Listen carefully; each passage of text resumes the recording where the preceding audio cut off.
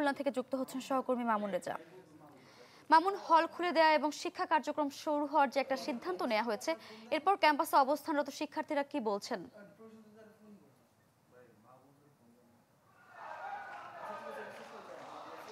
শারিকা, দুপুর পৌনে একটার দিকে শিক্ষার্থীরা তারা ক্যাম্পাসের দুর্বার বাংলা চত্বরে জড়ো হয় এবং সেখানে তারা বিক্ষোভ করে। এরপর শিক্ষার্থীরা প্রতিটি বিভাগের সামনে বিক্ষোভ মিছিল সহকারে যায় এবং তাদের হ্যান্ডমাইকে শিক্ষকদের প্রতি আহ্বান জানায় যে এই মুহূর্ত থেকে হলগুলো খুলে দেওয়ার জন্য তারা দাবি জানায়।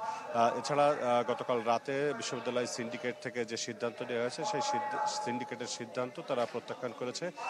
তারা বলছে যে আগামী 2 মে না, আজ থেকেই হল খুলে দিতে হবে এবং তাদেরকে হলে ওঠার সুযোগ দিতে হবে এবং অবিলম্বে শিক্ষা কার্যক্রমও শুরু করতে হবে। এছাড়া যে 37 জনকে সাময়িক বহিষ্কার করা হয়েছে সেই 37 জনের নাম পরিচয় প্রকাশ করতে হবে। শিক্ষার্থীরা বলছেন যে যারা হামলাকারী ছিল ফেব্রুয়ারি মাসের সংঘর্ষের সময়, তাদের পাশাপাশি বর্তমানে যারা আন্দোলন করছে তাদেরকেও হয়তো এই বহিষ্কারের আওতায় আনা হয়েছে, সেই আশঙ্কাটি তারা করছেন। সেই কারণে তারা আন্দোলন চালিয়ে যাচ্ছেন এবং শিক্ষার্থীদের সাথে আমরা কথা বলেছি, তারা বলছেন যে যতক্ষণ পর্যন্ত তাদের দাবি পূরণ না হবে, বিশেষ করে হল খুলে দেয়া না হবে এবং 37 জনের পরিচয় প্রকাশ না করা হবে, ততক্ষণ পর্যন্ত তারা বিভিন্ন ধরনের কর্মসূচি চালিয়ে যাবেন। আর এই মুহূর্তে শিক্ষার্থীরা ছাত্র শিক্ষক যে মিলনায়তন, এই মিলনায়তনের চত্বরে এখানে তারা অবস্থান করছেন এবং তারা যতক্ষণ দাবি পূরণ না হবে ততক্ষণ পর্যন্ত আন্দোলন চালিয়ে যাবেন। আর ক্যাম্পাসের যে প্রধান 2টি গেট, এই গেটে পুলিশ মোতায়েন রয়েছে। তবে বিশ্ববিদ্যালয় কর্তৃপক্ষ এখনো পর্যন্ত গণমাধ্যমের কাছে আনুষ্ঠানিকভাবে কোনো বক্তব্য রাখেনি কিংবা সাংবাদিকরা তারা বিশ্ববিদ্যালয় প্রশাসনের সাথে যে 37 জন বহিষ্কার হয়েছে তাদের নাম পরিচয় জানতে চাইলেও তাদের নাম পরিচয় প্রকাশ করা হচ্ছে না। কোনোভাবেই জানা যাচ্ছে না যে 37 জনকে বহিষ্কার করা হয়েছে তারা আসলে কারা এবং তাদের বিরুদ্ধে কার বিরুদ্ধে সুনির্দিষ্ট কি কি অভিযোগ রয়েছে সেই বিষয়টি এখনো পর্যন্ত গণমাধ্যম কর্মীরাও জানতে পারেননি। শিক্ষার্থীরা বলছেন যে গত 18 ফেব্রুয়ারি যে সংঘর্ষ হয়েছিল সেই সংঘর্ষে প্রায় শতাধিক শিক্ষার্থী আহত হয়েছিল।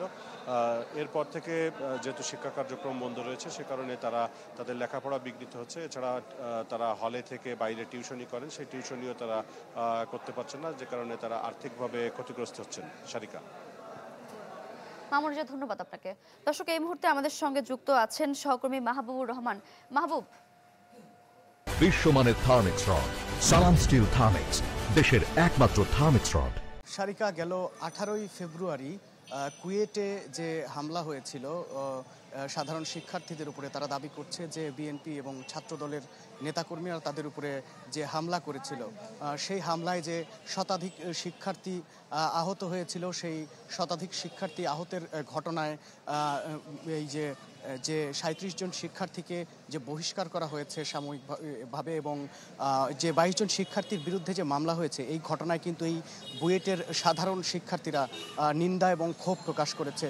এই কিছুক্ষণ আগে বুয়েটের যে শহীদ মিনার, এখানে কিন্তু তারা একটি মানববন্ধনের আয়োজন করেছিল এবং সেখানে তারা ব্রিফিংয়ে এই ঘটনার চরম নিন্দা জানিয়েছে এবং কুয়েট প্রশাসনের প্রতি তারা তাদের যে ক্ষোভ প্রকাশ করেছে, তাদের যে নিন্দা প্রকাশ করেছে। শারিকা, আপনি জানেন যে 18 ফেব্রুয়ারিতে কুয়েটে বহিরাগত যে মানুষজন প্রবেশ করেছিল এবং তারা সাধারণ শিক্ষার্থীদের উপরে যে হামলা করেছিল, সেই হামলার কিন্তু সারা দেশ জুড়ে বিভিন্ন শিক্ষা প্রতিষ্ঠান কিন্তু তাদের বিরুদ্ধে কিন্তু প্রতিবাদ জানিয়েছে এবং নিন্দা প্রকাশ করেছে। এখান থেকে যে অভিযোগ করা হয়েছে, যে দাবি করা হয়েছে, সেটি হচ্ছে কুয়েট যে প্রশাসন, সেই প্রশাসন বহিরাগতদের সাধারণ শিক্ষার্থীদের উপরে হামলা করতে সহায়তা করেছে এবং তারা এও নিন্দা জানিয়েছে যে ওই সময় বহিরাগতদের ক্যাম্পাসে ঢুকতে কুয়েট প্রশাসন সহায়তা করেছিল এবং অভিযোগ করেছে।